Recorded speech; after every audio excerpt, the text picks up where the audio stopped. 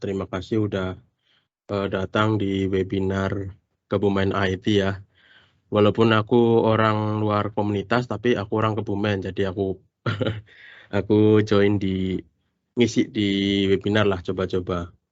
Dan pada kesempatan kali ini aku bakal ngisi webinar dengan judul cara desainer grafis menghasilkan uang hanya di rumah saja.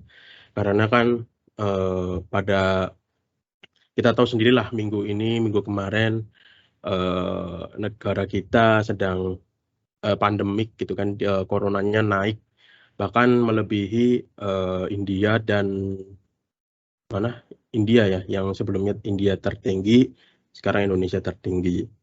Nah, aku buat webinar ini untuk teman-teman yang mungkin terkena dampak PPKM dan kebetulan dan tertarik pada dunia desain grafis untuk mencoba menjual skillnya di rumah saja alias online. Oke, sebelum kita masuk materinya ya, perkenalkan dulu. Sorry ya, kameranya di sini, aku layarnya madep sini, jadi aku madep sini. Bukannya sombong ya, tapi ini aku pakai webcam eksternal. Oke, kenalan dulu. Perkenalkan, nama saya Dwi Febrianto. Teman-teman bisa panggil aku Dwi atau Febri. Aku berasal dari Gombong, Kebumen, Jawa Tengah. Aku berprofesi sebagai freelancer, desainer grafis, dan ilustrator. Sorry. Halo. Jadi gimana? Kedengeran kan? Sorry. Oke. Kedengeran. Oke, jadi aku kerjaannya itu ya nerima project dari klien, terus ya kebetulan di rumah terus gitu. Jadi aku pengen sharing pengalamanku sebagai desainer grafis bisa menjual jasa ataupun produk ke online gitu. Nah, jadi begitu ya teman-teman soal biodata singkat dan perkenalan singkatnya. Terus selanjutnya, oke, pertama sebelum kita jualan desain ke luar, kita harus tahu dulu nih pengertian desainer grafis, walaupun ini cuma singkat aja ya, nggak lama-lama karena kita akan fokus ke cara jualannya, cuma ya nggak apa-apa lah kita kasih pengertiannya dulu biar teman-teman itu tahu, karena kan ini aku webinar kan di komunitas IT ya, siapa tahu di sini ada join yang bukan desainer jadi tahu gitu. Oke, baik. Oke, apa itu desainer grafis?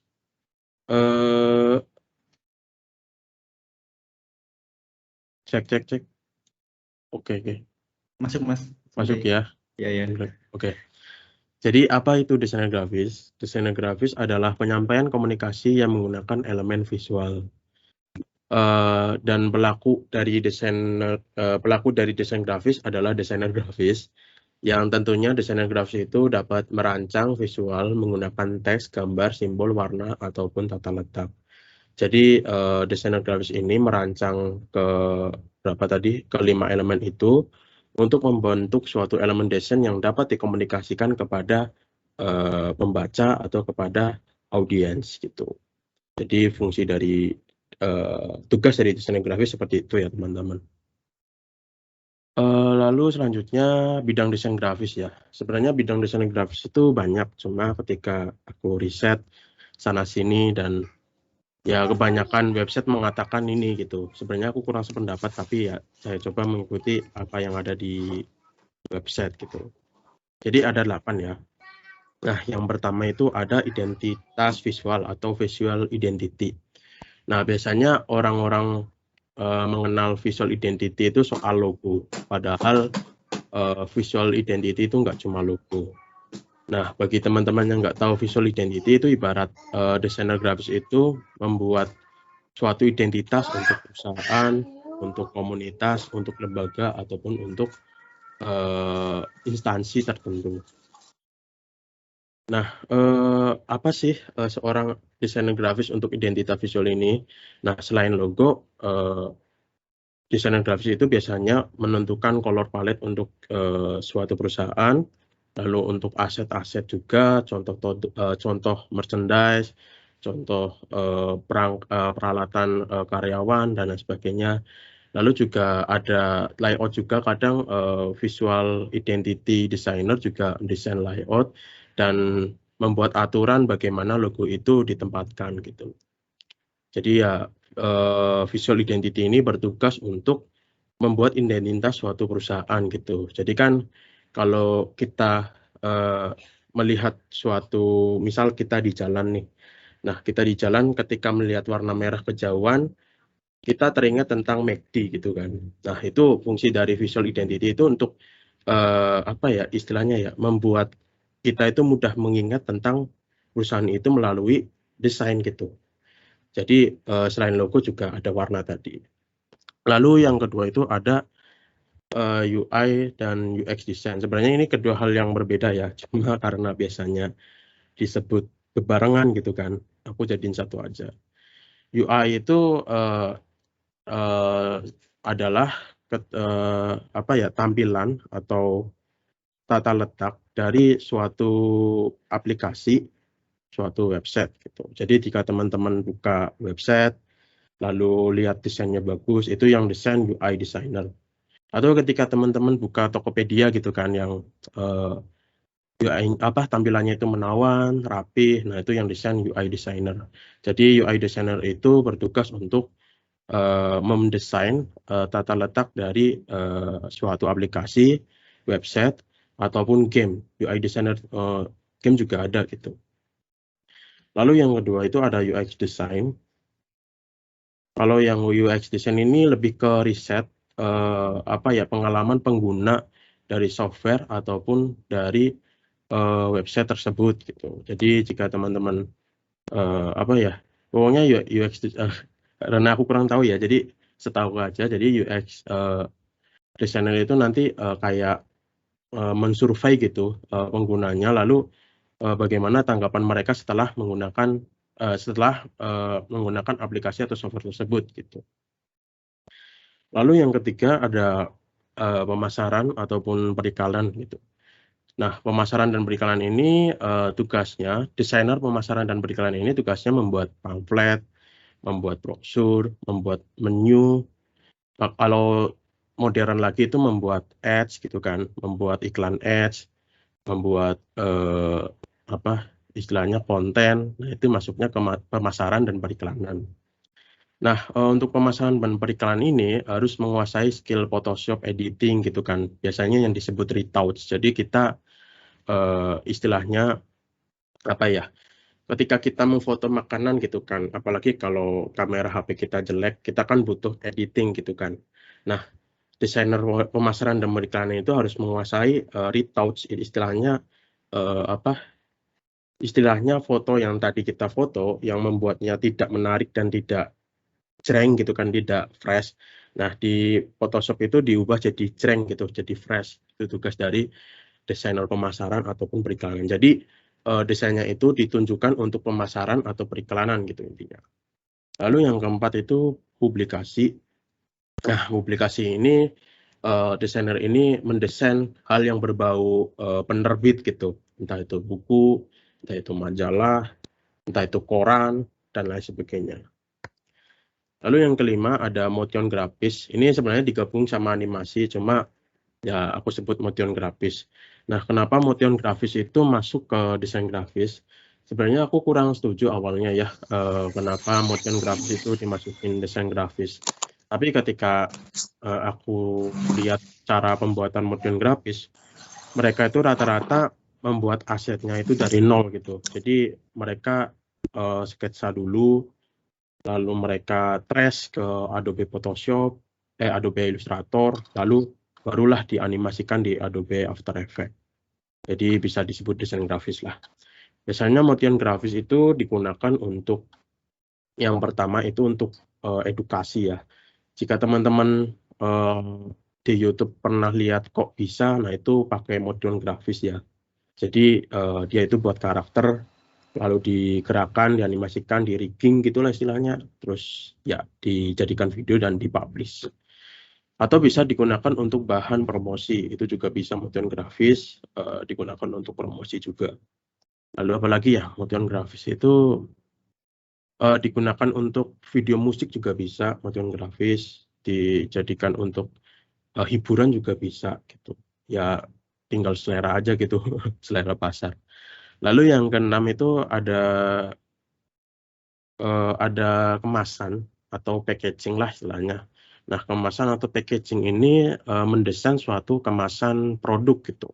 Produk apapun, produk makanan lah, produk minuman lah, produk elektronik lah, produk kesehatan lah, dan lain sebagainya. Tentunya seorang desainer packaging juga harus menguasai jaring-jaring suatu bidang gitu kan. Karena kan berbeda dengan desainer biasanya yang istilahnya desain cuma di satu halaman gitu kan, dan bentuknya juga kotak gitu kan. Nah, kalau packaging ini, desainer packaging itu istimewa. Mereka itu selain memikirkan desainnya harus bagus, mereka juga harus memikirkan desainnya itu fit nggak sama produknya gitu. Kalau enggak ya gagal gitu ya, sama kayak UI design gitu. UI design kalau desainnya bagus, tapi kalau di apa istilahnya ditaruh di coding gitu di program itu nggak jadi ya percuma gitu kan. Aku nggak tahu istilahnya apa, lupa. Jadi ya sama kayak desainer packaging. Kalau desainnya bagus tapi kalau diaplikasikan ke produknya nggak cocok atau nggak apa istilahnya nggak pas ya percuma gitu. Nah, itu juga penting gitu. Lalu yang ketujuh itu ada desainer lingkungan. Aku juga sebenarnya kurang tahu apa desainer lingkungan, tapi ketika aku riset gitu kan, nah ini ternyata tentang hal-hal yang berbau lingkungan ataupun kota. Contoh aja kayak desain interior, kayak apa ngecat dinding gitu, bikin mural gitu kan. Lalu juga bikin map gitu kan. Jika teman-teman pernah ke Jogja atau ke kota wisata, kan ada tuh di setiap bus, kalau di Jogja kan Trans Jogja, itu ada map kan, map tempat-tempat wisata. Nah, itu juga ada desainernya. Nah, ini masuk ke desainer lingkungan. Gitu. Lalu ke-8 itu ilustrasi. Sebenarnya ilustrasi ini masuk ke graphic artist ya, bukan graphic design.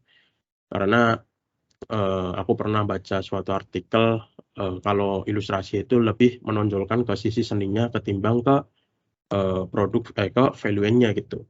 Tapi ketika aku searching lagi, ternyata ada gitu beberapa cabang ilustrasi yang masuk graphic design gitu, yaitu flat ilustrasi. Nah, flat illustration ini kan istilahnya kalau soal seni kan nggak terlalu bagus-bagus banget gitu kan, karena kan bentuknya flat, bentuknya ya gitu-gitu terus, paling ya beda karakter, beda pose. Nah, ini masuk ke desain grafis karena menonjolkan value-nya gitu ketimbang dari sisi seninya gitu. Jadi gitu ya teman-teman, untuk bidang-bidang desain grafis. Bidang-bidang desain grafis. Lalu selanjutnya bagaimana sih cara belajarnya gitu kan, belajar desain grafis. Sebelum kita jualan kita harus bisa desain grafis dulu kan. Nah, bagaimana sih cara belajarnya? Nah, untuk metode belajarnya itu aku rangkum jadi 8 ya. Yang pertama itu pendidikan formal. Pendidikan formal ya kayak kita sekolah ke SMK, masuk jurusan multimedia, masuk jurusan DKV, SMK juga ada DKV, masuk jurusan apalah gitu kan yang berbau-bau desain grafis. Atau mungkin kalau kuliah ya bisa masuk DKV, bisa masuk multimedia, bisa masuk desain produk dan lain sebagainya. Itu pendidikan formal yang memang harus ditempuh dan mendapatkan gelar gitu. Lalu yang kedua itu ada pendidikan non formal. Ini biasanya yang diadakan oleh pemerintah atau perusahaan setempat, biasanya kayak sertifikasi gitu kan. Nah, teman-teman bisa mengikuti tuh kursus desain grafis di sertifikasi itu. Itu juga nggak kalah bagus dengan pendidikan formal gitu. Jadi pendidikan non formal ini ada yang berbayar dan ada yang enggak. Biasanya yang enggak itu dari pemerintah gitu kan. Kalau yang berbayar itu biasanya dari swasta gitu kan. Nah, kalau aku pernah gitu jadi salah satu guru di pendidikan non formal di sertifikasi dulu di daerah setempat.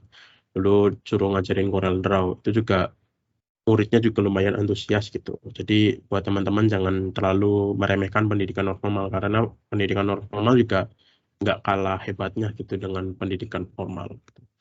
Lalu yang ketiga lewat YouTube atau lebih ke media gitu kan. Nah, lewat YouTube pun juga sekarang udah banyak tutorial desain grafis bejibun lah istilahnya. Dulu waktu aku awal-awal belajar desain grafis itu yang namanya tutorial isinya orang India semua. Kalau nggak orang India ya orang luar gitu. Orang luar pun juga jarang gitu yang kasih teknisnya gitu. Rata-rata kalau dulu aku lihat tutorial itu orang luar tuh lebih kayak ke materinya ketimbang ke teknis. Nah, ya biasanya kalau aku nonton ke teknis ke orang-orang YouTube-nya orang India dulu desain grafis gitu. Lalu yang keempat itu ada kursus online. Nah, kursus online sekarang udah banyak banget gitu. Ada yang murah, ada yang sedang, ada yang mahal. Teman-teman tinggal pilih yang mana gitu. Dan kursus online pun juga ada yang gratis kadang. Nah, teman-teman tinggal cari aja informasinya. Lalu yang kelima itu lewat webinar. Nah, ya ini salah satunya gitu. Teman-teman masuk ke sini juga kita sama-sama belajar gitu tentang desain grafis. Ataupun juga aku pernah mengikuti beberapa webinar yang memang oke juga, entah itu dari webinar berbahasa Indonesia ataupun berbahasa luar gitu. Nah, teman-teman juga boleh tuh ikuti walaupun webinar itu singkat ya, maksudnya cuma 1 kali pertemuan, berbeda dengan kursus online yang bisa kita ulang-ulang, yang bisa yang detail. Nah, kalau webinar ini biasanya eh, apa ya istilahnya ya, eh, belajarnya itu ke material sih. Kalau ke teknis itu biasanya singkat gitu. Nah, teman-teman bisa ikuti itu webinar. Lalu yang keenam lewat artikel di internet gitu kan. Kalau teman-teman nggak punya kuota untuk buka webinar khusus online YouTube atau nggak punya atau mager lah untuk keluar rumah untuk menyelesaikan pendidikan formal ataupun non formal, teman-teman cukup baca artikel. Jika teman-teman orang yang hobi membaca bisa lewat artikel. Aku juga berapa kali pernah gitu belajar lewat artikel dan itu juga nggak kalah lengkap.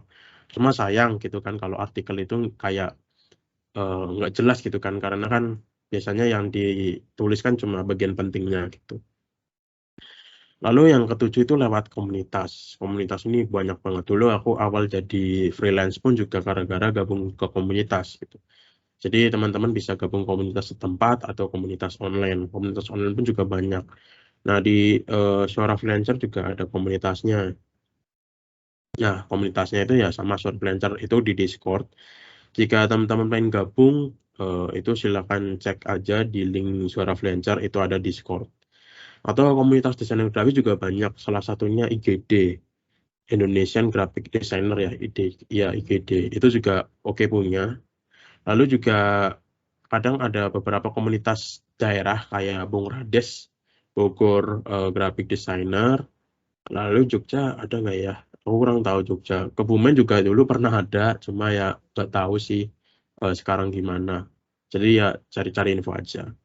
Lalu yang ke-8 bisa lewat sosial media atau lebih ke spesifik ke Instagram.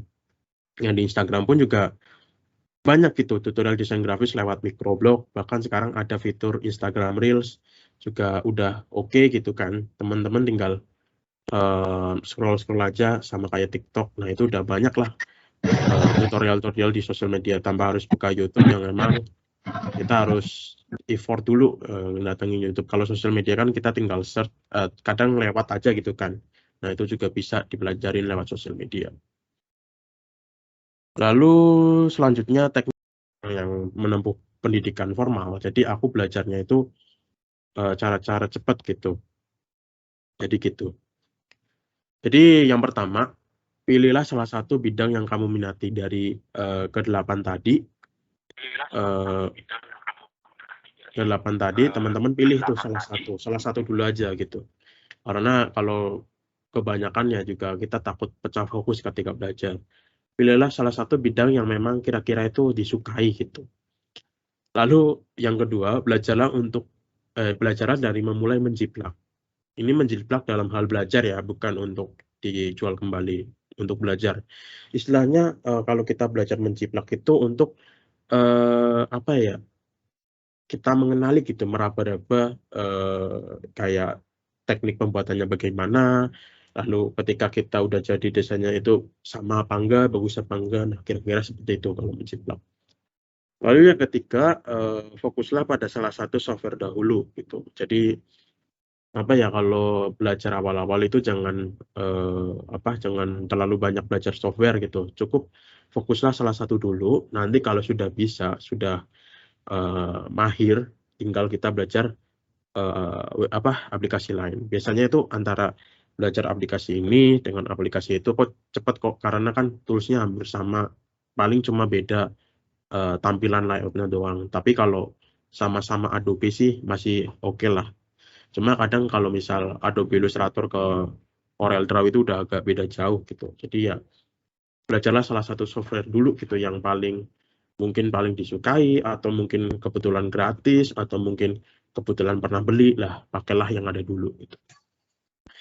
Lalu yang keempat itu amati tools apa yang sering dipakai. Jadi ketika teman-teman dalam proses menjiplak, teman-teman perhatikan kira-kira tools yang sering dipakai itu apa gitu.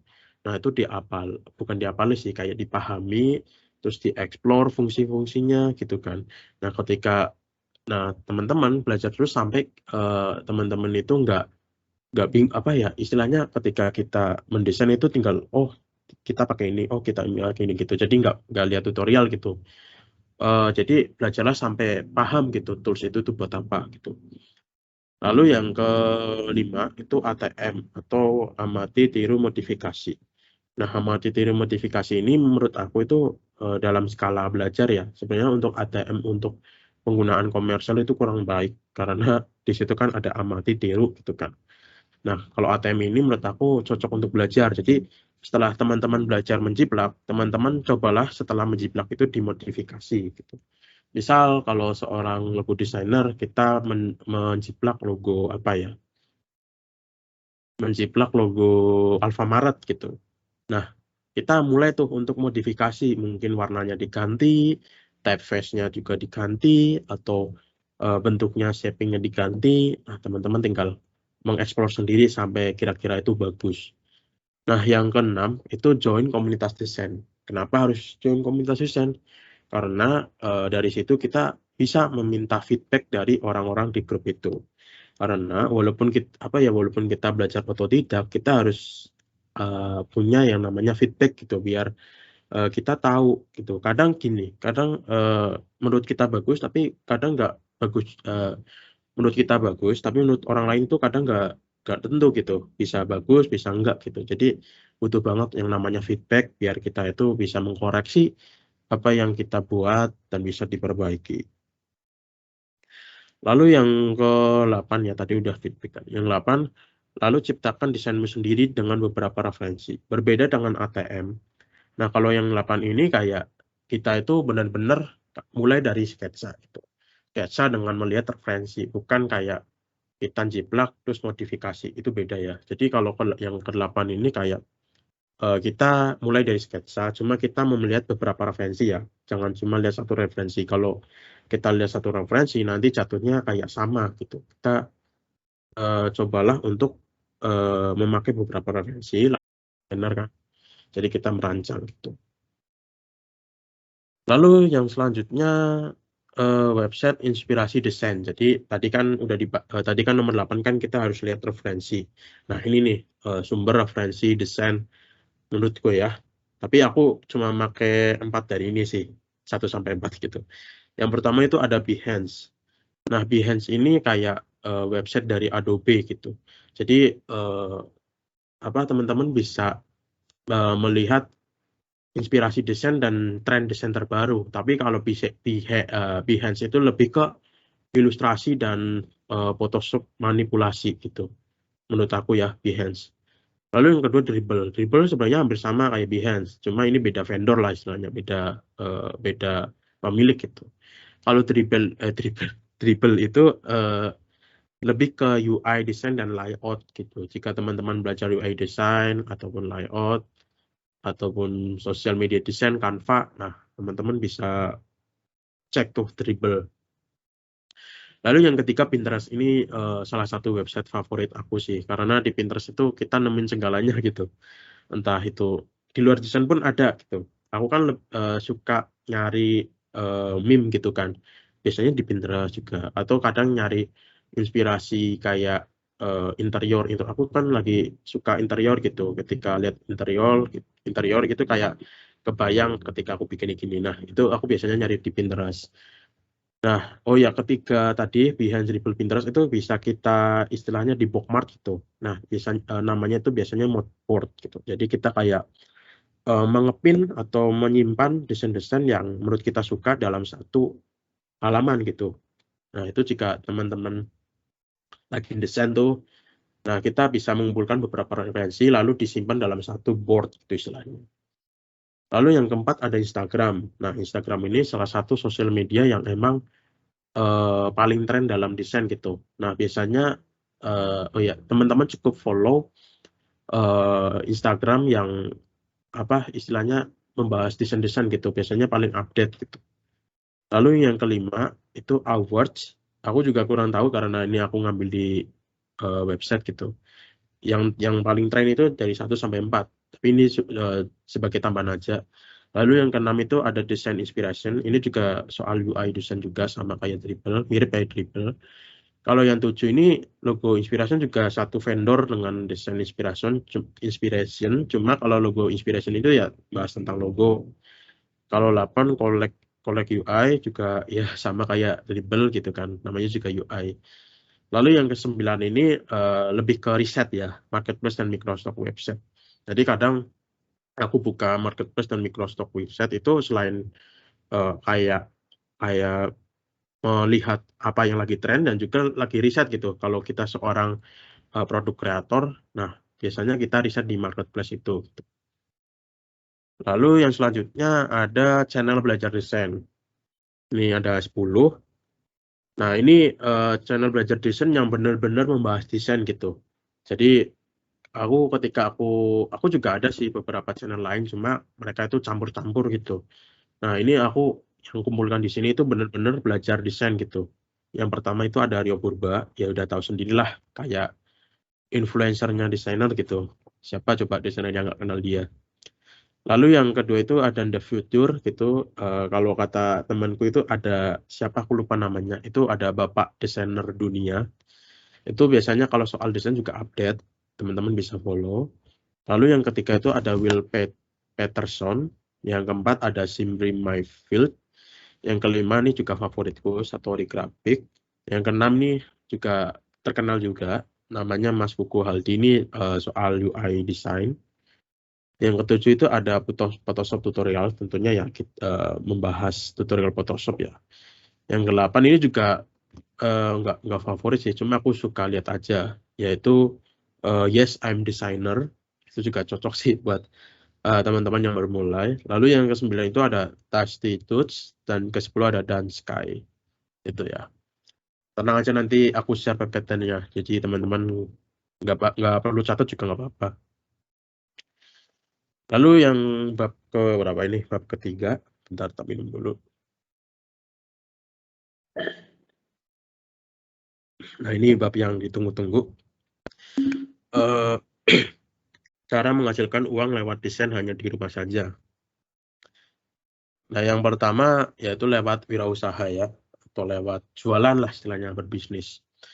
Nah, teman-teman bisa menjual jasa desain grafis dengan mengubahnya menjadi produk gitu. Salah satu contohnya seperti hadiah ataupun kado. Dulu aku sebelum memulai jadi freelancer, aku dulu jualan hadiah ataupun kado gitu. Jadi dulu aku pernah bisa membuat ilustrasi kartun dan karikatur. Lalu karena dulu orang Indonesia itu belum melek soal produk digital gitu kan, dulu waktu 2017.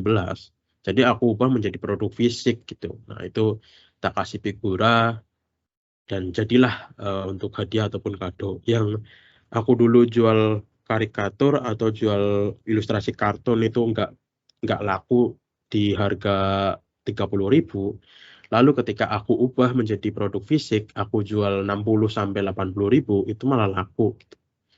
Nah, itu dulu kita juga apa ya istilahnya ya, kalau desain kita nggak laku, kita juga harus cari tahu gitu. kenapa desain kita nggak laku, mungkin penyebabnya nggak melulu tentang desain kita jelek ya, kadang dari eksternal juga kita harus cari gitu apa penyebabnya.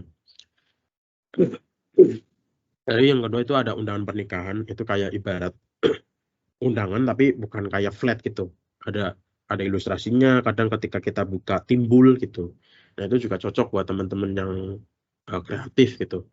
Sekarang pun ketika ketika ada pandemik, sekarang ada gitu namanya undangan online gitu kan. Nah ini juga keren banget sih, istilahnya dibuat video lalu di-share di WhatsApp, atau bisa dibuat website lalu kayak pengunjung yang mau datang gitu kan, itu bisa mengisi via website dan bisa rame sih. Enggak sempat rame, maksudnya cukup rame. Biasanya yang buat itu teman-teman ilustrasi gitu. Ketika teman-teman ilustrasi ini bingung gitu jual ilustrasinya di mana, biasanya mereka jadiin kaos lalu dijual dalam bentuk pre-order gitu.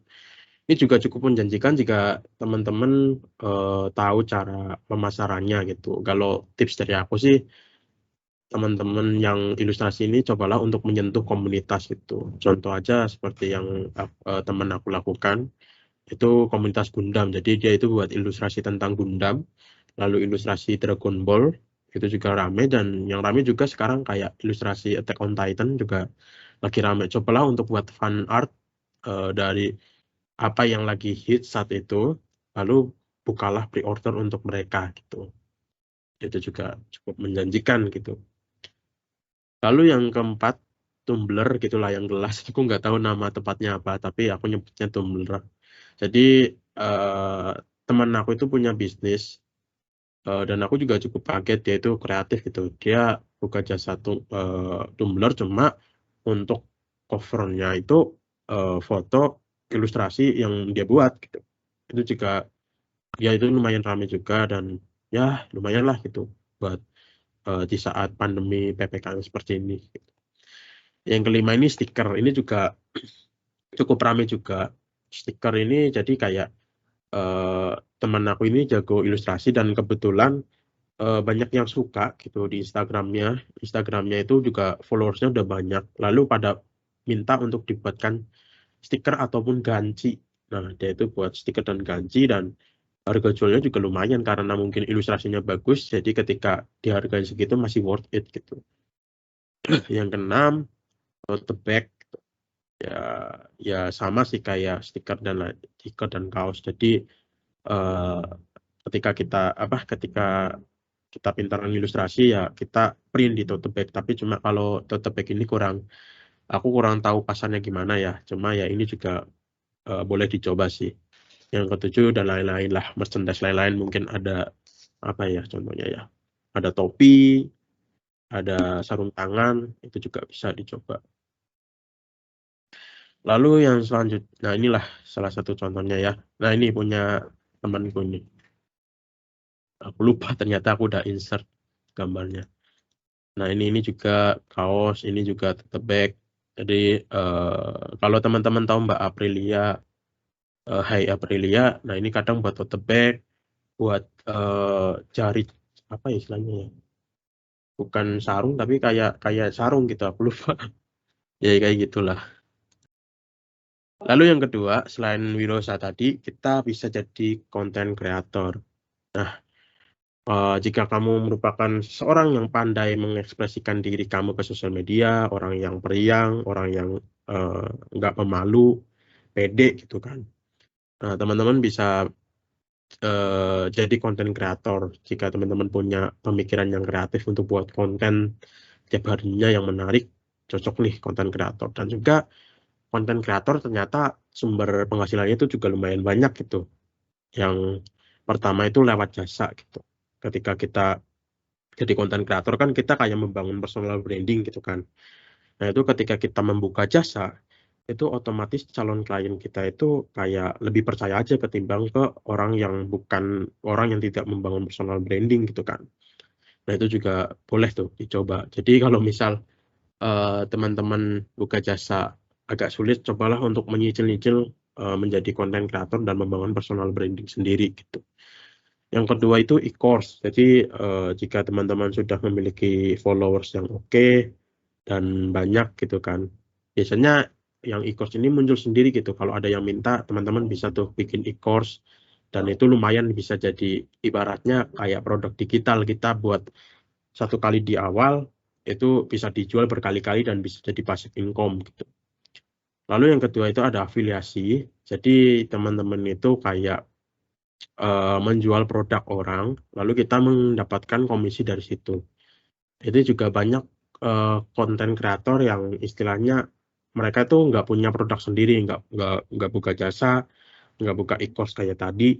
Nah, dia itu malah mempromosikan produk lain, tapi dengan timbal baliknya itu dia dikasih komisi. Itu juga bisa jadi passive income juga buat desainer gitu. Dan keempat itu ada webinar. Jadi aku juga baru tahu ternyata webinar itu bisa dibisnisin.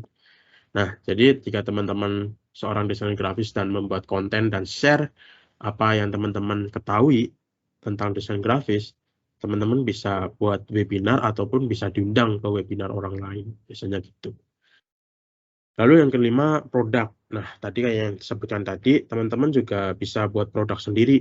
Salah satu konten kreator yang buat produk itu kayak Mbak April tadi, Hai Aprilia, dia itu bukan buat produk sih, dia kayak diajak kerjasama, lalu buat beberapa produk, lalu dia jual dari ilustrasi dia yang dibuatkan produk gitu.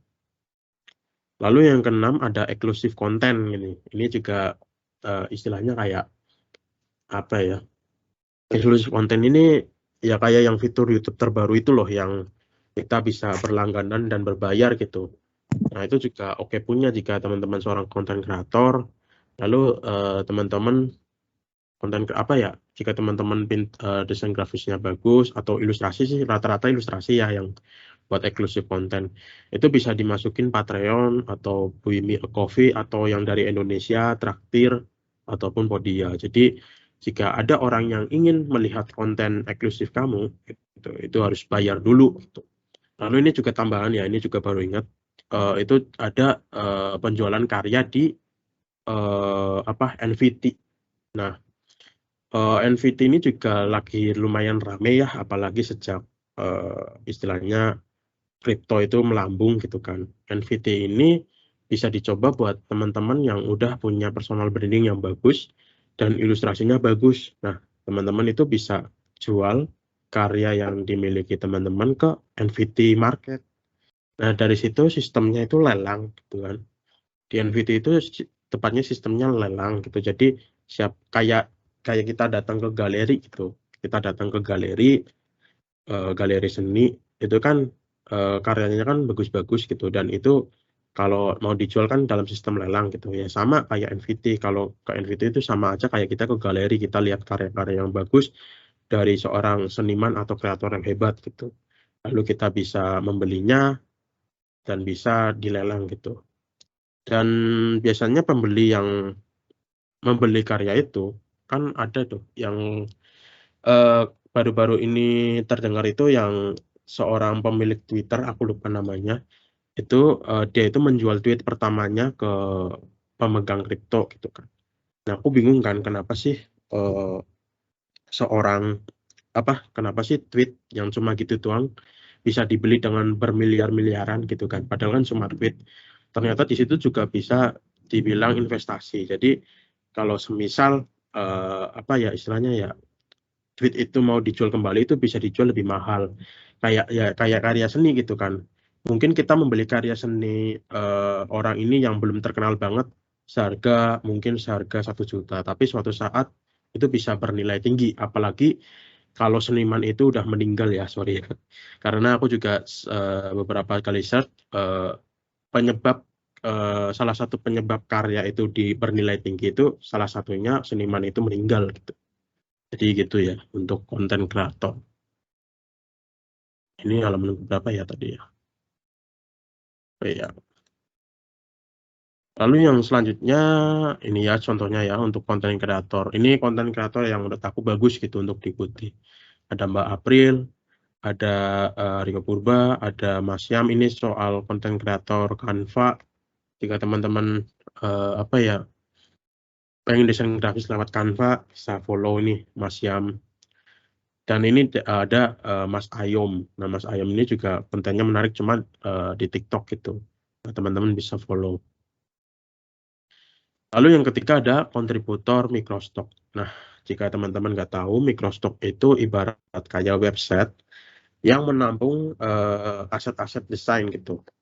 Aset-aset desain ini cukup buat pendukung ya. Beda kalau aset desain yang bisa sekali pakai gitu. Nanti kita bahas itu.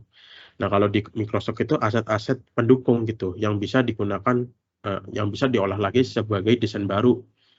Nah, penghasilan dari kontributor Microsoft ini dihitung dari berdasarkan total per download. Nah, tiap website Microsoft itu beda-beda ya. Tapi setauku Shutterstock itu 0,10 dolar per download. Freepik aku kurang Freepik itu kalau nggak salah hampir sama kayak Shutterstock.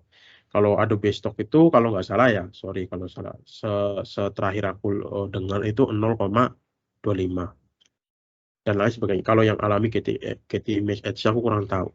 Nah, mungkin ada yang berpikiran kenapa sih kok dijual murah banget cuma 0,25 dolar? Itu kan nggak ada 5.000 gitu kan. Enggak, kalau di Microsoft itu walaupun kecil, tapi daya daya belinya itu tinggi gitu. Jadi kayak teman-teman cukup desain satu kali dan biasanya aset Microsoft itu desainnya itu lebih cepat ketimbang aset produk gitu kan. Nah, kalau aset desain itu lebih cepat dan teman itu menjual bisa jual berkali-kali gitu. Bahkan teman-teman itu bisa upload aset desain itu ke beberapa website gitu. Jadi istilahnya desain satu kita upload ke semua website Microsoft yang kita daftar gitu. Itu juga aku beberapa menemukan kontributor Microsoft yang oke punya gitu, penghasilannya itu juga bagus-bagus gitu. Padahal aku sebelumnya itu kayak berpikiran kok bisa ya dengan per download itu cuma 0,10 bisa ya per bulan itu dapat 1.000-2.000 dolar gitu. Aku kadang kadang nggak habis pikir gitu kok bisa ya. Ternyata memang asetnya dia udah banyak gitu dan dia sebar kemana-mana gitu. Jadi buat teman-teman cocok nih kalau teman-teman tipe-tipe orang yang sabar dan ya teman-teman pintar-pintar cari riset gitu, riset bisa nih mencoba kontributor Microstock. Kalau aku kurang cocok sih kontributor Microstock. Lalu yang selanjutnya itu ada kontributor POD. Nah, POD ini beda lagi. POD ini atau singkatan dari Print on Demand adalah sebuah teknologi di mana kita bisa mencetak segala sesuatu tanpa harus peduli dengan jumlahnya, alias bisa satuan atau custom. Nah, jika sekarang banyak ya gitu vendor-vendor yang bisa mencetak cuma satu. Mungkin kita pengen bikin kaos untuk diri kita sendiri yang sebelumnya kita harus beli lusinan. Nah, kalau sekarang itu bisa satuan gitu kan. Nah, biasanya printnya itu print digital gitu yang kayak kayak printer. Karena itu enggak apa kita itu bisa istilahnya ketika kita mencetak itu lebih cepat gitu. Beda kalau yang sablon manual itu harus buat apa ya screen-nya dulu gitu dan itu juga lama, makanya kenapa banyak apa pencetak istilahnya apa ya penyablon gitu kan, penyablon yang memasang batasan cetak ya karena emang bikin screen-nya itu lama gitu. Jadi dikasih minimal 12 selusin 24 dan lain sebagainya. Nah, desainer dalam POD itu ngapain sih? Nah, kontributor POD ini, yaitu desainer ataupun ilustrasi ini, bertugas untuk membuat desain ataupun ilustrasi ke vendor untuk dicetak sesuai kebutuhan. Jadi, desainer ini akan mendapatkan komisi ataupun ilustrator ini akan mendapatkan komisi apabila ada desainnya yang dicetak untuk customer vendor tersebut. Nah, website-websitenya ini nih. Nah, ini website POD-nya. Ada Redbubble, ada TeePublic, ada Cafe Press, ada Society6, ada Zazzle, ada Design by Humans, ada Displate, ini yang Displate yang paling terkenal, ada Tespiring, ada TIS. Nah, yang kalau dilihat-lihat, kalau apa ya, pendapatan dari POD per downloadnya itu, per cetaknya itu lebih tinggi gitu, lebih tinggi sedikit ketimbang tadi Microstock. Jadi buat teman-teman yang mungkin suka bikin ilustrasi, ini lebih ke ilustrasi ya. Boleh tuh dicoba untuk join ke kontributor POD. Itu juga bisa jadi passive income juga gitu. Lalu yang selanjutnya itu ada produk digital kreator. Nah, produk digital kreator ini yang tadi aku sebutkan ini lebih tinggi lagi. Istilahnya kalau tadi Microsoft itu hanya sebatas untuk aset desain, kalau produk digital itu kayak lebih siap untuk digunakan gitu. Istilahnya kalau kita ke pasar, nah Microsoft itu kayak kita datang ke pasar sayuran, pasar buah, yang kita cuma beli sayuran dan buah untuk diolah lagi gitu kan. Nah, kalau produk digital itu ibarat kalau kita ke pasar apa ya, pasar makanan apa ya istilahnya ya, Coldford gitu. Jadi mereka itu jualannya makanan yang udah siap kita makan gitu, siap kita gunakan istilahnya gitu. Nah, produk digital ini bisa kamu jual sendiri atau ya langsung gitu kita promosikan sendiri, kita siapkan websitenya sendiri ataupun bisa lewat marketplace seperti Envato Element, Creative Market, Creative Fabrica, Uplabs, Mockup, dan UI 8, UI 8. Kalau yang Envato Element ini itu selain desain juga ada kayak video, aset video. Jika teman-teman mungkin di sini videographer, bisa tuh jual asetnya ke Envato. Ada musik juga, ada template untuk WordPress dan lain sebagainya. Kalau Creative Market hampir sama kayak Envato, cuma setauku lebih difokuskan ke desain gitu. Kalau Envato itu kayak campuran gitu. Lalu yang ketiga ada Creative Fabrica. Ini juga sama, hampir kayak Creative Market, yang fokusnya itu lebih ke desain. Cuma kalau Creative Fabrica ini trafficnya lumayan tinggi untuk saat sekarang ini karena emang harga asetnya murah-murah. Itu aku beberapa kali beli font, beli aset, cuma beli font sih sorry. Cuma beli font itu di Creative Fabrica itu lumayan gitu. Lalu ada Uplabs, ini kayaknya kalau nggak salah lebih ke UI, produk UI. Jadi kalau teman-teman mau beli template-nya, mau beli ilustrasinya bisa ke Uplabs. Mockup ya, jual beli mockup, UI 8 juga lebih ke UI. Tadi untuk Microstock udah ya. Nah ini Microstock tadi udah, website Microstock. Lalu selanjutnya ada kontes hunter atau pencari kontes atau pemburu kontes. Nah, desainer grafis ternyata juga bisa mendapatkan cuan dari kontes. Nah, kenapa sih orang berburu kontes ketimbang kita harus bekerja dengan bekerja dari project klien gitu. Biasanya kalau kontes itu hadiahnya bukan hadiah ya, pendapatannya lebih besar karena kan sistemnya kontes gitu kan. Jadi ada satu orang dari beberapa kontestan yang mendapatkan hadiahnya dan itu lumayan besar. Nah, ini ada beberapa temanku yang emang ketika ditanya kenapa sih lebih suka kontes, ya sekali dapat itu bisa buat makan sebulan gitu. Kita istilahnya cuma riset kerja cuma beberapa jam, tapi kalau menang ya kita bisa makan sebulan itu. Bahkan kita nggak perlu mikirin kayak istilahnya kayak kerja lagi lah. Masalahnya udah dapat duit dari situ. Tapi ya minusnya ya kalau kita kalah terus ya susah gitu. Tapi banyak juga teman-teman yang sebelumnya suka ngontes sekarang mundur karena emang sekarang udah susah, banyak desainer yang join, banyak aturan juga. Nah itu. Tapi ya buat teman-teman pemula di sini juga kontes ini juga nggak kalah menarik, apalagi pemula kan yang nggak punya portofolio. Biasanya hasil kontes yang kalah bisa dijadiin portofolio gitu. Nah ini situs-situs untuk kontes itu ada 9090 Design, ini yang terkenal banget lah. Siapa coba yang nggak tahu 9090 Design. Lalu yang kedua ada Top Coder. Top Coder ini kalau untuk desainer rata-rata kontesnya untuk UI design, layout, sama logo juga sih, cuma kebanyakan UI design. Lalu yang ketiga ada 1000. 1000 ini termasuk dulu aku juga pernah daftar 1000, cuma susah banget tesnya, beberapa kali ditolak terus. Akhirnya aku mundur dan aku nggak tahu ekosistem di sini tuh kayak gimana sekarang gitu. Lalu yang keempat ada desain kontes. Kalau desain kontes ini campur-campur sih. Lalu yang selanjutnya remote worker. Nah, remote worker ini ibarat kita kayak karyawan, kayak pekerja biasa, cuma dia bisa bekerja dengan jarak jauh atau di rumah aja gitu. Nah, remote worker ini jadi kayak kita bekerja di rumah seperti freelancer, cuma terikat dengan perusahaan atau persoalan tertentu dalam beberapa bulan. Setahuku biasanya minimal 3 bulan ya untuk bisa disebut remote worker. Kalau kita bekerja dengan klien selama 3 bulan kita bisa disebut remote worker gitu kan. Artinya kita menjadi ya tadi bisa bekerja melakukan hanya di rumah saja. Jadi di sini gajinya sama kayak karyawan, gajinya itu stabil gitu atau bekerja stabil. Nah, untuk website remote worker ini atau bisa nyari job remote worker ini ada 3 ya.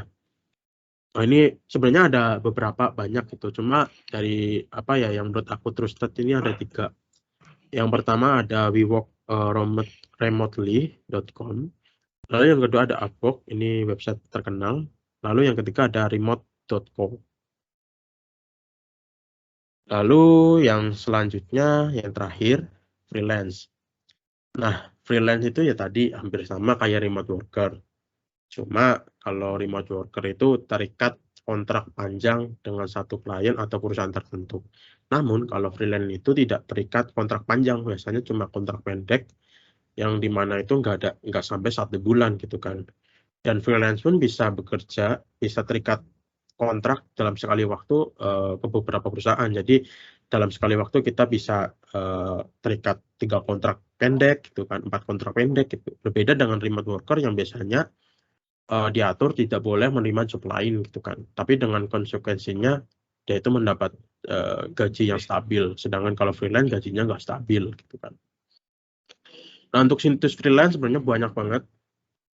Kemarin Surah Freelancer juga post 30 website freelance. Teman-teman bisa cek sendirilah. Tapi yang paling terkenal salah satu aku yang join itu ada Fiverr sama Upwork. Itu Fiverr, Upwork sama freelancer.com. Teman-teman bisa join di situ karena emang trafficnya tinggi dan tapi kalau Upwork itu nggak cocok untuk pemula sih karena ada tesnya, ada reviewnya, ada review portofolio dan lain sebagainya. Kalau pemula itu lebih proper ke Fiverr ataupun freelancer.com gitu. Ya udah selesai ya. Jadi itu ya teman-teman untuk cara menghasilkan cara menghasilkan uang dengan desain grafis di rumah aja. Jadi buat mudah-mudahan istilahnya webinar ini bermanfaat lah buat teman-teman semua gitu. Jika ada pertanyaan silakan langsung aja. Silakan Mas Alvin. Oke, yang tadi ya, monggo yang mau bertanya bisa raise hand, kalau enggak langsung unmute aja mic-nya. Stop sharing. Monggo. Nggak apa-apa, nggak apa-apa. Atau Langsung aja. bisa lewat chat. Chat boleh, Boleh ya. chat boleh. Oke, monggo Mantap nggak apa-apa. banget Mas Febri. Anggi ya. Anggi. Oke. Oke, mungkin sambil nunggu Mas, sambil nunggu pertanyaan lainnya. Oh, Oke. monggo Mas DI. Mas DI itu siapa? Monggo Mas. Nggak Mas tahu Dwi sih. Irawan. Mas Dwi Irawan. Ya, terima kasih. Ya, oke. Sebelumnya terima kasih atas sharingnya. Untuk desain grafis sendiri saya juga nggak begitu mendalami. Untuk yang dikenal saat ini sih lebih banyak ke Corel maupun Photoshop. Cuma saya sendiri juga kurang begitu sreg karena untuk Corel sama Photoshop sendiri itu kan pada dasarnya berbayar, jadi nggak bebas juga ketika kita menggunakan. Terus saya lihat desain-desain yang bagus itu ternyata di Canva itu lumayan bagus. Jadi baik versi mobile maupun yang web itu bisa menggunakan Canva dan di situ sudah ada kayak contoh-contoh desainnya. Jadi lebih gampang sih. Terus untuk huruf-hurufnya juga cukup menarik di situ. Jadi tinggal tempel-tempel terus dimodifikasi seperti itu gitu. Kalau menurut Mas Dwi sendiri tuh gimana kalau misalkan kita belajar mulai dari situ, jadi desain-desain yang sudah ada di Canva gitu loh. Jadi kita tinggal edit-edit seperti itu. Ya, terima kasih. Oke. Langsung tak jawab ya? Ya, monggo. Oke, terima kasih Mas Dwi ya, Mas Dwi.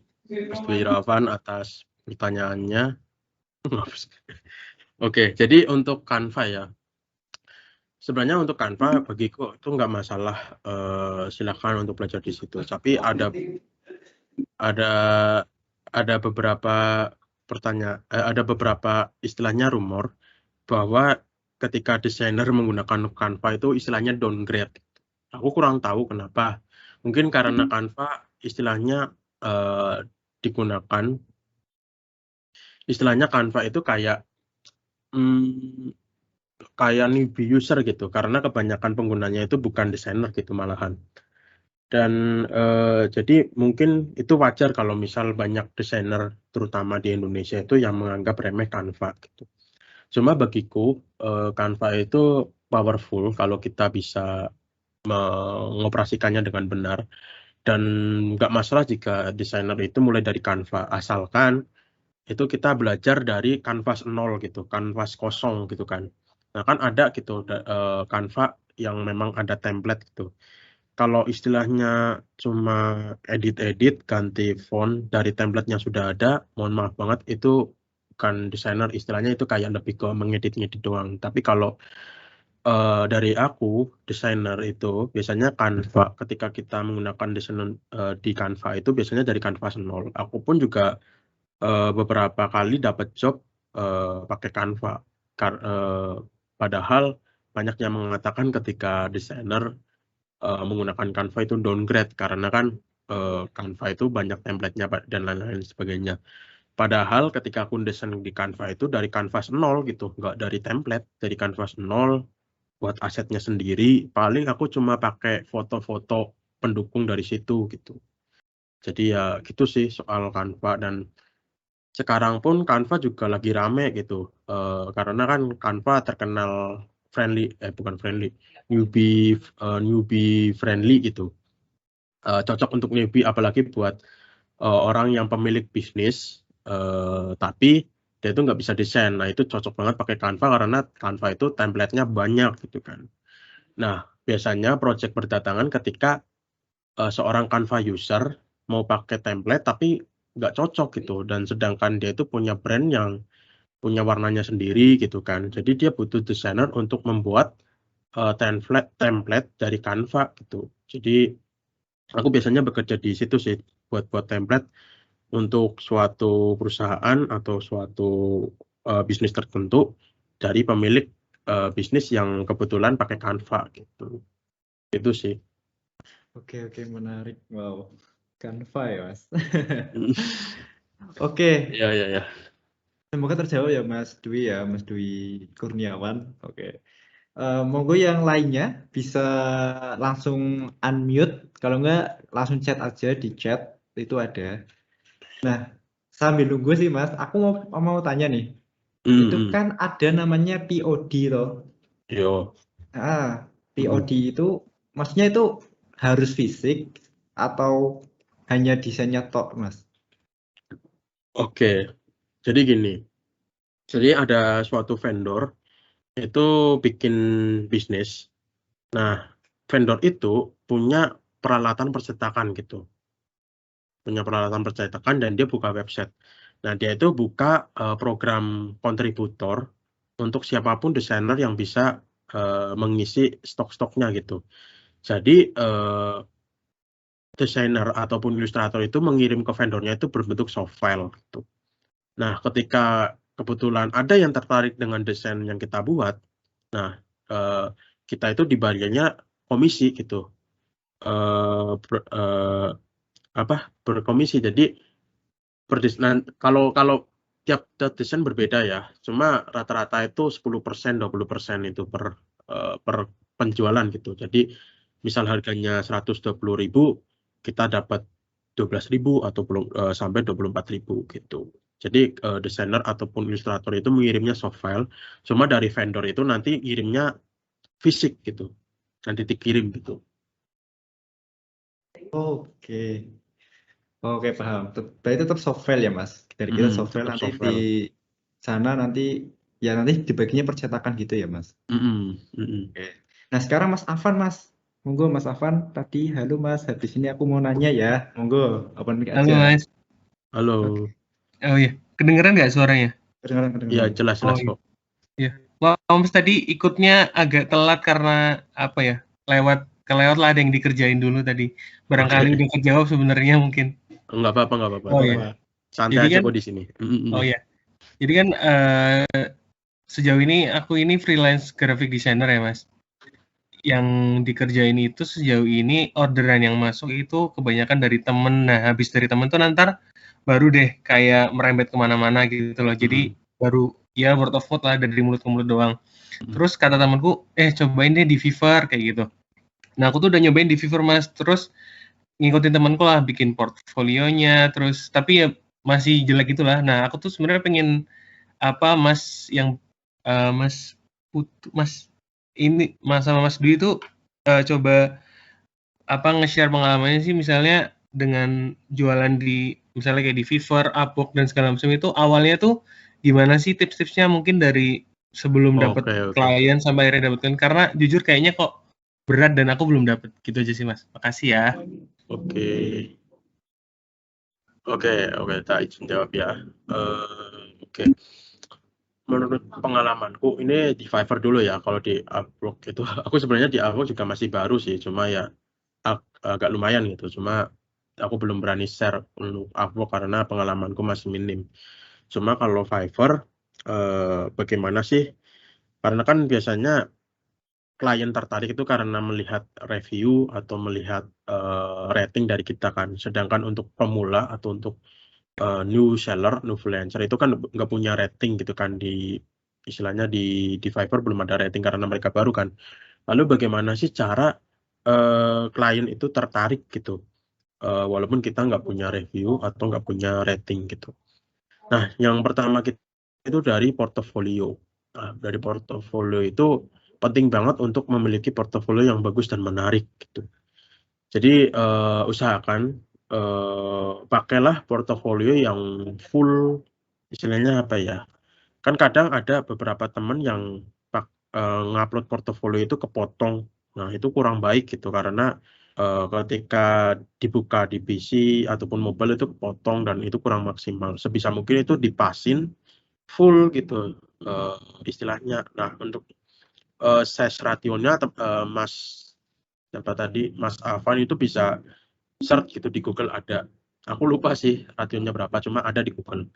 Lalu yang kedua itu dari tadi tetap bahas portofolio ya, portofolio menarik, terus usahakan itu yang mencolok gitu. Mas Afan itu cek gitu kompetitor yang lain, mereka itu dominan menggunakan warna apa. Biasanya ketika aku cek halaman, ketika aku search lalu cek, itu biasanya mereka pakai format yang sama gitu, biasanya karena ikut-ikutan. Nah, Mas Afan ini cobalah untuk tidak ikut-ikutan dan mencoba pakai warna tone yang berbeda. Istilahnya kalau kita jalan gitu ke Alfamart, nah itu kan ada produk gitu kan, produk list. Nah, itu kelihatannya sama semua, terus ada gitu produk yang kelihatannya warnanya beda dan mencolok. Itu juga kayak mengundang, itu juga kayak memancing calon customer untuk melihat gitu. Jadi kayak gitu ibaratnya. Lalu yang ketiga itu dari apa ya, deskripsi yang detail. Nah, biasanya teman-teman yang baru mulai itu males itu untuk ngisi deskripsi, padahal deskripsi di situ itu ibarat copywriting gitu di Fiverr. Jadi kayak setelah calon klien itu melihat portofolio kita yakinin dia itu lewat deskripsi yang ada gitu. Jadi ibarat kayak kita ke Alfamart tadi mengambil produk, terus kita cek kemasannya. Nah, kita harus bikin tulisan untuk meyakinkan calon pembeli untuk membeli produk itu. Misal kita melihat produk minuman segar gitu kan. Nah, ketika kita ini menarik nih gitu kan, kita ambil. Nah, di situ harus pakai tulisan yang untuk meyakinkan pembeli, misal minuman ini segar, banyak vitamin C, rendah gula dan lain sebagainya. Sama kayak Fiverr, ketika klien tertarik dengan portofolio kita, klien itu otomatis scroll dulu kan sebelum membeli gitu kan, untuk melihat deskripsi kita kira-kira ini apa menarik nggak dan ini benar-benar worth it nggak gitu. Jadi isi deskripsinya. Kalau format deskripsi, aku pernah bahas belum ya format deskripsi.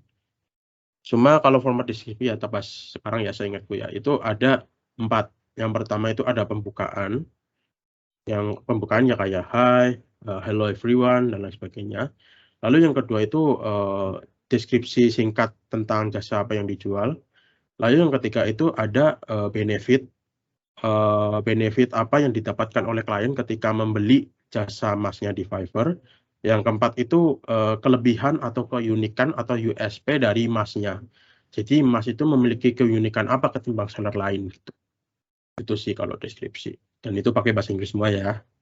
Lalu yang keempat, mungkin kita coba untuk berburu gitu. Kita coba untuk menjemput bola gitu. Itu ada yang di Fiverr ada yang namanya buyer request.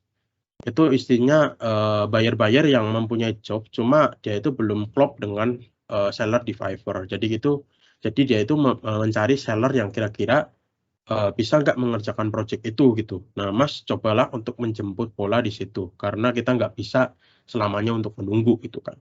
Nah, cek, lalu cobalah untuk mengirim proposal dan ya buatlah seyakin mungkin dan klien se worth it mungkin. Jadi kalau klien mengambil jasa Mas itu kira-kira klien itu untung gitu, gitulah. Posisikan seperti itu.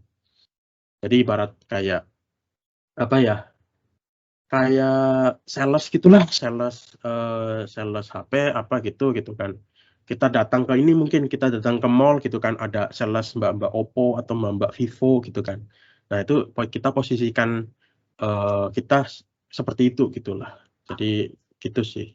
Lalu yang terakhir mungkin kita bisa lengkapin kelengkapan yang lain gitu. Biasanya jarang banget teman-teman yang awal itu mengisi kayak video preview itu juga bisa jadi salah satu faktor klien itu yakin untuk membeli. Lalu juga bisa bikin FAQ gitu atau frekuensi asket apa aku lupa. Jadi Mas bikin pertanyaan-pertanyaan yang sering ditanyakan oleh klien lalu Mas bikin jawaban di situ juga gitu. Mungkin itu sih dari aku. Oke. Semoga terjawab Mas Oke. Afan. Mas, sorry, terakhir satu lagi boleh nggak? Ya, Boleh. monggo. Oh iya. Sebelumnya thank you banget, amat sangat menjawab sih Mas. Paling cuma mau nanya, ini akun Fiverr-nya apa Mas? Jadi biar saya boleh lihat sama lihat jadiin referensi gitu, nggak apa-apa Mas? Oke, kita chat aja ya. Oh ya, boleh deh. Soalnya namanya sama kayak nama aku sih. Masa Oh, nama gitu. aku, Mas? Ini. Dan Oke. ini sih aku juga kebetulan apa ya kayak punya apa ya target gitu. Ketika suara freelancer nyentuh 10.000, aku bakal bikin ini sih kursus tentang Fiverr, Upwork dan lain sebagainya gitu. Untuk Fiverr yang isi aku, untuk Upwork ini sedang nyari sih. Dan harganya pun juga nggak mahal-mahal banget kok kayak kursus yang lain dan tentunya yang isi dari aku sendiri yang dimana aku masih pemain Fiverr. Aku udah hampir nyentuh target $20.000 dan tentunya aku update dengan perkembangan di Fiverr lah. Tahu sendiri di Suara Freelancer itu kalau tentang Fiverr update banget kan. Nah, kayak gitu sih paling. Alright. Oke, udah. Makasih banyak ya Mas. Oke. Thank you. Betul banget. Thank you. Nah, monggo yang lainnya bisa langsung open mic, kalau enggak chat aja nggak apa-apa.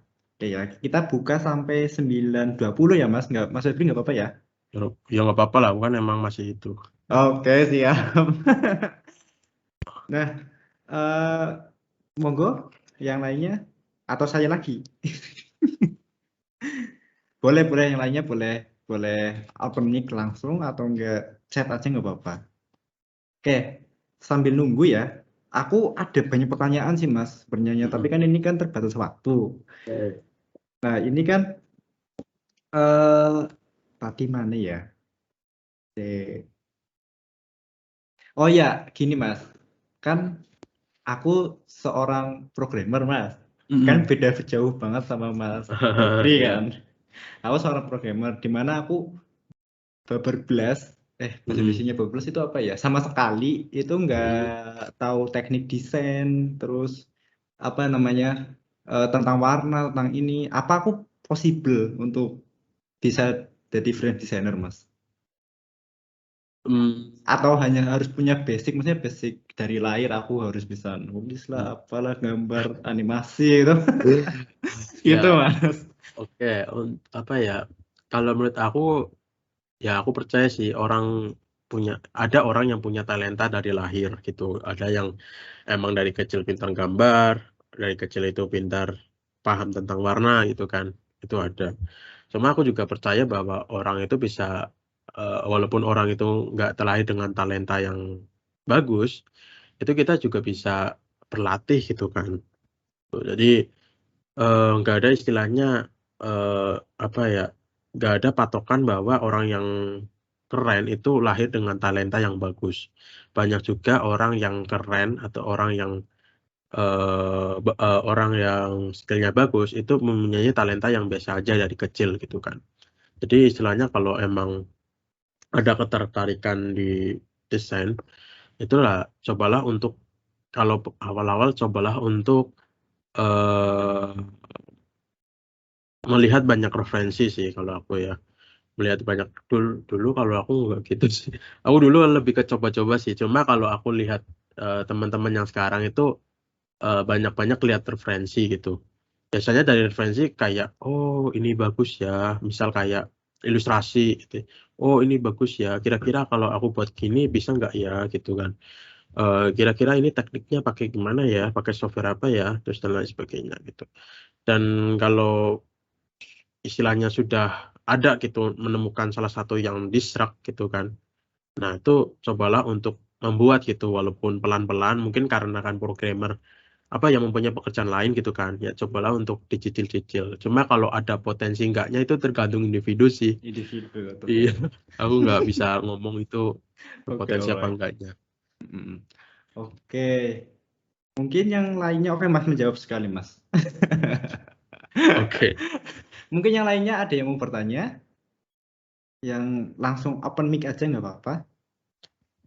Oke. siap. Oh, lihat ini di mana sih yang partisipisan? Partisi, apa sih sebenarnya ya Ya, Allah. Iku yang ikut mana? Oh ini ini ketemu kawan. yang Ya, tambah, yang +3 ini. itu ada Oh Mas iya, Ibun, Ibu Bikon sama Mas Rofik, monggo yang mau bertanya. Anggi Oke, mungkin. Anggi. Nah, monggo, olah di-unmute lagi. Wah, udah mantap Mas. Sudah menjawab semua pokoknya. Oke. Oke. Mungkin nggak ada pertanyaan ya. Mungkin kalau mau bertanya lebih lanjut bisa langsung di grup Kebumen IT. Kalau Ya, enggak nanti bisa tetap. langsung PM Mas Febri juga, itu ada telegramnya, nggak apa-apa ya Mas. Oh iya Apa boleh. ya? Nah terus aku ramu Mas ini dari awal ya. Tadi kita belajar, nggak belajar sih, sharing-sharing tentang sebenarnya dari basic sih. Tadi mulai dari pertama itu dari bidang milih bidang desainer kan. Aku mau belajar itu mau milih apa dulu gitu kan. Entah itu UI UX atau Illustrator, pokoknya 8 poin tadi. Nah kemudian Mas Febri juga menjelaskan tentang cara belajar. Nah itu ada banyak banget, ada formal, non formal, YouTube, artikel dan kawan-kawan ya. Iya. Nah terus ada teknik belajar. Nah kalau kita udah mengenal cara belajarnya, ada teknik-tekniknya, itu ada menjiplak, terus pertama pilih bidang, menjiplak, terus ketiga ada pilih software. Itu menurut aku ya. Kadang orang kan beda-beda ya. Nah terus ada terus-terusnya, kita harus baca terus-terusnya, itu ya gitulah selengkapnya. Nanti kan PowerPoint-nya di-share ya. Nah terus Ya, PowerPoint-nya di-share. keempat, kita tadi juga Mas Febri membagikan tentang channel-channel tentang belajar desain. Itu ada punya Mas Rio Purba, ada punya The Future dan kawan-kawannya. Nah yang terakhir itu cara menghasilkannya. Ini bermanfaat banget Mas. jujur bermanfaat banget. Itu yang pertama kita dengan cara wirausaha, yang kedua ada bisa jadi konten kreator, yang ketiga bisa jadi kontributor microstock, yang keempat ada POD, dan yang kelima ada digital creator, dan terakhir itu freelance atau enggak remote worker. Ya. Sangat bermanfaat sekali, Mas. Oke, mungkin gitu ya teman-teman. Terima kasih. Kalau enggak, nanti kalau ada pertanyaan tetap di grup ya. Nah, aku minta bantuan teman-teman untuk mengisikan feedback. Itu untuk kebaikan untuk kami juga, supaya kedepannya itu lebih baik. Aku kopikan linknya di Telegram. Nanti harap diisi ya teman-teman. Oke. Oke, mungkin gitu. Pas 19.19 kita akhiri meeting hari ini. Meeting webinar hari ini. Sorry, aku biasanya meeting pakai Skype, makanya meeting gitu. Oke, thank you ya teman-teman. See you. Semoga kita bisa menjaga silaturahmi dan kedepannya kita bisa share beberapa ilmu lagi gitu. Oke. Oke. Terima kasih teman-teman. Oke. Dadah. Oke, makasih Mas. Makasih. Aduh. Makasih. Oke. Tak akhiri ya. Oke, akhiri Pak. Oke. End call.